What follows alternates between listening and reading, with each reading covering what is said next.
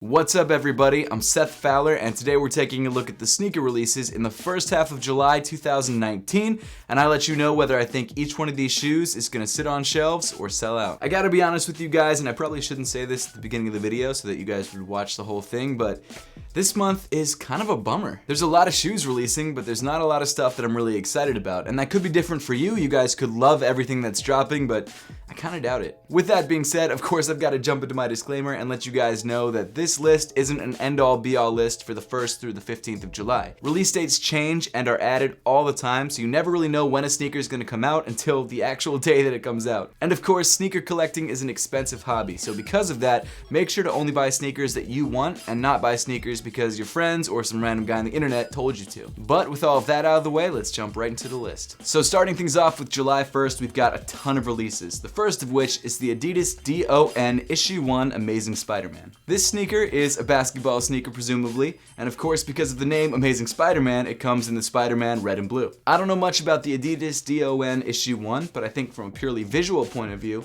it's not a bad looking sneaker. I could just take or leave the colorway. It's a little too bright for me. I'd still be interested to see a pair in person, not so much because I want to buy it, but mainly because I want to see what the technology is that goes into this sneaker. If you're a huge Adidas fan and a huge Spider-Man fan, this could be the exact shoe that you've been looking for years, but if you're not that, you're probably gonna let this sneaker go. And so for that reason, I think the sneaker's gonna sit.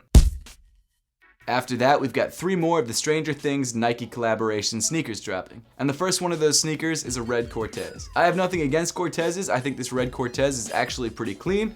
However, because there isn't too much branding tied into this sneaker and this collaboration doesn't seem to be flying off shelves, I just don't see this sneaker selling out.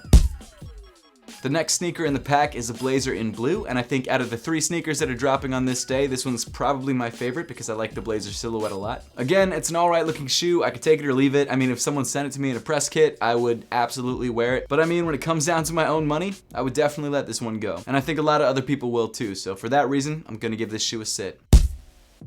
And rounding off the pack, we've got a Nike Tailwind in white, which really makes me think that they're going for an Independence Day theme with this pack, which I think is sort of what Season 3 is based around, Independence Day. I'm not totally sure because obviously I haven't seen it yet, but that's what I'm thinking. Again, it's a clean shoe. I don't have any problems with it, but I just don't think people are too excited about it. So for that reason, I think this shoe and every other shoe in the pack is probably going to sit.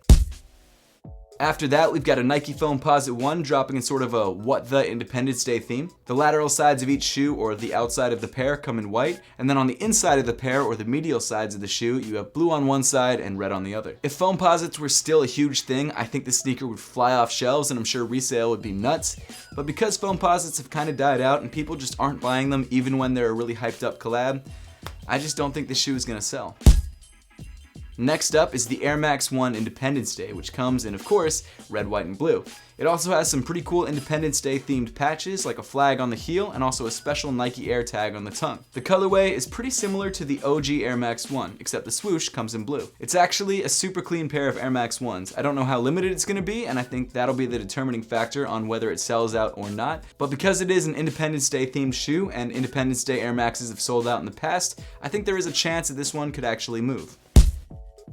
Next up, we've got 2 different colorways of a brand new silhouette called the Jordan React Havoc. As the name would suggest, the Jordan React Havoc has a full React midsole, and the sneaker is actually designed for sprinting and training. There's nothing really wrong with the sneaker. I like that Jordan brand is trying something different and going in a more training direction than their standard retros and basketball sneakers, but I gotta be honest, there's nothing that special about this shoe. I'm sure it's comfortable and the colorways look fine, but if I was looking for a running shoe, I'd probably go with the Pegasus line instead of this because I just don't know how good of a shoe this is, and if I was going for a training shoe, I don't know if I'd go for something with that much React in the midsole because I don't know how stable it would be. But regardless, I'm sure there is someone out there who will buy this shoe. I just don't think it's that many people, and so for that reason, I'm going to give both colorways a sit. After that, we've got 3 different colorways of the Jordan Trunner LT. The colorways include a black blue and white, and a black crimson and white. The aesthetic of this shoe is interesting. That sort of midfoot cage going on that sort of wraps over onto the midsole is a pretty cool look. However, I've never really been a fan of Jordan Trunners, and I really feel like this shoe is probably outlet bound. So of course, I'm gonna give all 3 colorways a sit. Then after that, you've got 3 colorways of the more premium Jordan Trunner NXT. The NXT comes in a black and multicolor, a red, white, and blue, and also a black and white. Both the Trunner LT and the Trunner NXT were designed by Tinker Hatfield, which explains why there's something about them that's pretty interesting. This shoe is designed for, as Jordan Brand describes them, powerful runners, which I would assume just means like NBA-sized people. I'm pretty sure the shoe features a React midsole, and overall, it's not a bad-looking sneaker. But again, it's a Jordan Trunner, and Jordan Trunners haven't historically been very popular shoes. Out of all three colorways, the colorway that I think might have a chance of selling out is the black and multicolor. However, I just don't think it will, so for that reason, I'm gonna give all three colorways a sit. Then after that, we've got Giannis's first signature shoe, the Nike Freak 1. This shoe is dropping in a pretty standard black and white colorway, and to my knowledge, there was supposed to be an orange colorway dropping first, but I'm not sure if it got pushed back or maybe it just hasn't been announced yet. Because this pair is releasing in the white and black colorway, which is usually the first colorway to come out in mass numbers, I would assume that this pair is coming out in a pretty large quantity. In my opinion, the Freak 1s are not a bad looking pair of basketball sneakers, but they're just kind of basic. There's nothing about them that really screams Giannis to me. I am, however, excited to grab a pair, get it in hand, and see what it's all about. Because this shoe is just dropping in the black and white colorway, which again I think is the more widespread colorway, I think there will be enough pairs to satiate the demand, so for that reason, I think it's gonna sit. However, if the orange pair, which I believe is the more limited pair, doesn't release, then I think there could be a chance that the black and white pair might sell out, because usually the first colorway of a new silhouette tends to sell out. So you never know, but I think it's gonna sit. And then rounding off July 1st, we've got a shoe that I don't totally get, the Air Jordan 1 React. This is the first Jordan 1 high in a while that I've just not been a fan of. It apparently is a Jordan 1 with the React midsole, but for some reason they felt like changing the upper to make it look all weird and bubbly, which I don't get at all. If for some reason you've wanted a pair of Air Jordan 1s with the React midsole, this is for you. However, I think most people can see the shoe. It's obviously not for me. However, if you guys really want me to, I'll grab a pair so I can check it out and review it, but I'm not planning to keep it. However, you never know when that weird phenomenon is gonna strike, which I just mentioned with the Greek Freak 1s, where the first colorway of a new silhouette sells out even if the shoe kinda sucks. It happens with a lot of new signature performance basketball sneakers, especially like the new Jordans every year. But this one, I don't know. I could see it going either way. But regardless of what I think, the reception that I've seen online has been pretty positive. So for that reason, I think there's a good chance that this shoe might sell out. Then moving on to July 3rd, we've got the Air Jordan 33 Low SEPF. This shoe comes in a primarily gray upper with green accents and a blue outsole. And to be honest, it just kind of looks like a standard Air Jordan 33 Low. We haven't had a lot of Air Jordan 33 releases recently, so it's kind of nice to have another one just to have 33s on the shelf. But I don't think there's too much about it that's that special or that exciting, so for that reason, I think it's gonna sit. Next up, we've got three different colorways of the brand new Air Max 270 React. There's a black and gray colorway, a blue colorway, and of course the Bauhaus colorway, which I just reviewed on Thursday. Click the link at the top of the screen to check it out if you haven't seen it yet. I actually think this is a pretty good looking sneaker, and the Bauhaus colorway by far is my favorite. Comfort wise, it's a pretty weird sneaker. The front half of the shoe is a lot softer and more comfortable than the back half, but it's a pretty cool sneaker overall. I think it looks really good, and I've been wearing the Bauhaus colorway a lot recently. This shoe first released exclusively on the Sneakers app on June 26th, but it's getting more colorways and a much wider release on July 3rd. As much as I like this shoe, based on the reception that this sneaker got on the Sneakers app, I don't think it's gonna sell. Moving on to the 4th of July, we've got the women's Nike Zoom X Vista Grind. This sneaker is absolutely nuts. This is a shoe that I've gotta have to review because it's crazy. The midsole is like 2/3 of the shoe and it looks like a building or a bridge or something like that. And you'd think that I wouldn't like it, but I actually think it's dope. The colorway itself, I could take or leave, but the overall look of the sneaker is crazy and I love it. I'm pretty sure there was a really small limited release of this shoe maybe about a month ago, and that shoe sold out instantly and is reselling for crazy money. So I wouldn't be surprised if the people who missed out on that pair are going to be going for this pair. So even though this isn't the most hyped up shoe in the world, I think there's a huge amount of demand and I definitely think this shoe is going to sell. Moving on to July 8th, we've got the Jordan Mars in black and glow. I don't like this sneaker. The colorway is fine, the black and glow is fine, I think it's probably the best looking colorway on this shoe, but the shoe itself, not a fan. If you do like this shoe, you shouldn't have too hard of a time picking it up because I'm pretty sure this shoe is going to sit.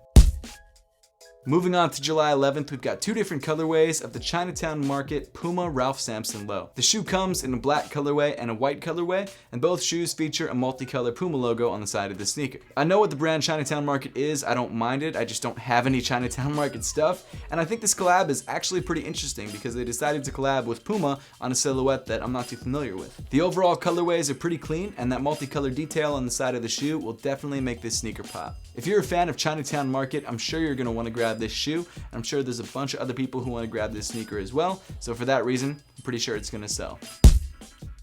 Next up, we've got the Adidas Z X Torsion in cyan, green, and blue. This is an alright sneaker. It looks a lot like a lot of other Adidas models, so I don't think there's anything too special about it. The colorway isn't bad. The cyan, the green, and the blue is pretty nice. Not exactly my thing. I think the silhouette doesn't look bad. It just isn't that exciting. Even though there's nothing wrong with this sneaker, I just don't think there's any hype behind it, so for that reason, I'm gonna give it a sit. And then rounding off the 11th, we've got the reflective Adidas Yeezy Boost 350 V2 Lundmark. The Lundmark is the America's regional release, and this of course is the reflective version of that release. Over the past few 350 drops, there have been reflective versions of the shoe that have dropped like a day or two before the standard release, and they are usually a lot more hyped and they go for a lot more money. I actually had a pair of both the reflective statics and the standard statics, and I preferred the standard version, so I got rid of the reflectives. In my opinion, the reflective pair is just too busy. It's like unnecessarily busy, and unless you're grabbing a pair to resell or you just really like the way the sneaker looks, I don't know why anyone would really go for it. I guess it's a Yeezy, I don't know what I'm saying. Regardless of what I think of the aesthetics of this shoe, this is by far the most hyped release of the first half of the month, so for that reason, it's definitely gonna sell. And then finishing off the video, on July 13th, we've got 3 different releases, the first of which is the Nike Vapor Max D MSX. I'm not totally sure what the deal is with this shoe. It's Vapor Max, it's like a special version of Vapor Max, but I don't think it's a collab, and usually the only Vapor Maxes that sell now are collab Vapor Maxes. I also don't love the look of Vapor Maxes. I think that mouthguard outsole is just not my thing. However, I do actually think this shoe might be a somewhat limited release. I don't think they're gonna release it at like every Foot Locker. They might release it at Nike Lab and places like that, but could be about it. The real question is, will that be enough to make this sneaker sell out? And in my opinion, it won't. I think the shoe is gonna sit. After that, we've got a Jordan 11 IE in the Space Jam colorway. The 11 IEs are sort of like the summer 11s because they have mesh on the side that actually allow for a lot of airflow. That seems to be why you get IE releases in the summer and not in the winter. Not everyone loves the Air Jordan 11 IEs, which is a good thing for those who do because it makes it a lot easier for them to grab their pairs. However, we have seen the hype die down on Air Jordan 11s, and this is one of the least popular Air Jordan 11 silhouettes, albeit one of the most popular colorways. I just don't think that many people are that excited for this shoe. So for that reason, I think it's gonna sit. And then rounding off the list, we've got America's regional release of the Adidas Yeezy Boost 350 V2 in the Lundmark colorway. The Lundmark 350s are sort of a tan or brownish 350. There's nothing too crazy or special about them, at least in my opinion. They still have the translucent stripe along the side of the shoe, and of course they've still got a full-length Boost midsole. It's a comfortable shoe, it's just not that exciting anymore because there's a million 350s. Regardless, at the end of the day, it's still a Yeezy 350 V2, and for that reason, it's definitely gonna sell out. But that pretty much wraps up all the important sneaker releases from July 1st to July 15th. Now I would love to know your thoughts on these releases and which one of these shoes you're looking forward to most. So make sure to leave those comments in the comment section down below. And as always, thank you so much for watching, and I'll see you all in the next one.